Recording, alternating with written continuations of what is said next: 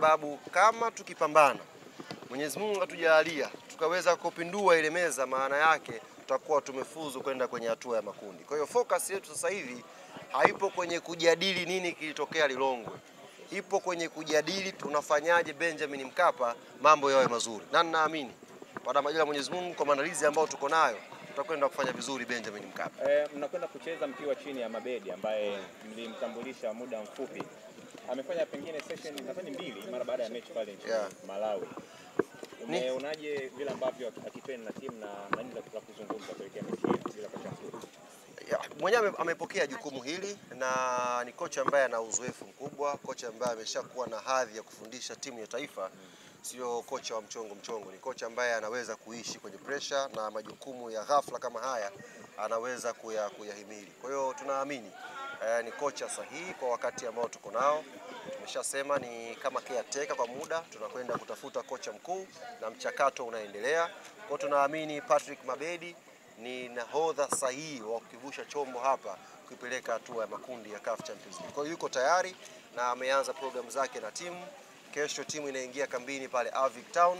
Timu haitatoka pale mpaka siku ya mchezo kwa maana ya Jumamosi pale Benjamin Mkapa. Umetangaza morali kwa wachezaji kama baada ya mchezo kumalizika kuona wamepoteza bao 1-0. Morali ipoje kumalizia mechi uwanja wa Benjamin? Morali ipo juu sana, na hata wachezaji wenyewe kiukweli ni kama walikuwa wanatamani hii mechi ingechezwa Jumatano. Yaani lile dukuduku lile fukutu ambalo wako nalo kwenye moyo wao waende wakalisawazishe, waende wakawape raha mashabiki wa Africans. Unaweza kuimagine mashabiki wamesafiri umbali mrefu kwa njia ya basi, wamekuja mpaka Lilongwe Malawi, alafu wameondoka vichwa chini. Kwa hiyo wanajipanga na wako tayari kwenda kupambana Benjamin Mkapa kuhakikisha tunalipa kile ambacho kilikuwa ni huzuni kwa mashabiki wetu pale Lilongwe. Yes, tumekutana ndani huku na jambo hili kimsingi limenipa faraja ndugu zangu.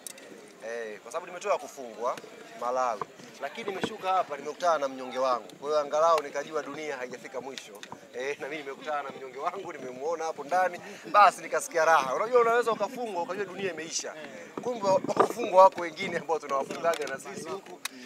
Nikafurahi bana, nimewaona hapo tumesalimiana vizuri, safi kabisa. Hajakutambia kwamba wamepata goli. Wametamba hapo ndani wametamba sana. Na kama walinipania hivi, unajua hajaona muda mrefu hawa. Kwa hiyo ndani wakanipania hapo, wamenipelekea moto, lakini nimewaambia nimesikia faraja. Dunia kumbe haijafika mwisho. Kwamba mimi nimefungwa Malawi, nimeshuka Tanzania tu, nimekutana na mtu wangu, nimesikia raha. Kwa maana yake nimepata confidence, nimeboost morali kwamba anaweza kupindua matokeo. Sasa wewe usituingize huko. Umeona huyo? Hatujamuona kocha. Yes. Kocha gani hujamuona? Kwamba kocha gani hujamuona? Patrick Mabedi kashuka hapa. Kapita hapo kaenda kwenye gari. Unataka kocha gani umeona? Kama ni Fozi kwa safari yake. Taarifa ya juzi imetamka kwamba kocha wa Yanga kwa sasa hivi ni Patrick Mabedi. Siwezi kupokea mshahara nikamzungumzia mtu ambaye sio mfanyakazi wa Yanga. Lakini alikuwa. Story ya aliyekuwa imeshakwisha. Sasa hivi tuko na Patrick Mabedi. Tunakwenda naye Benjamin Mkapa kutafuta tiketi ya hatua ya makundi. Basi achana na mambo watu ambao hapo shehe. Tayari vingine umeweka hadharani. Pengine unawaambia nini mashabiki wa Mashabiki wa Young Africans? Nimependa namna ambavyo wametoa hisia zao baada ya ule mchezo. Lakini nataka niwaambie neno jepesi tu. Vile ambavyo tumejisikia baada ya kufungwa pale Malawi. Vile ambavyo ulikuwa ukiwasha simu yako unakutana na jumbe zaidi ya 100 za watu wakikukebehi, watu wakikubeza, watu wakikutukana.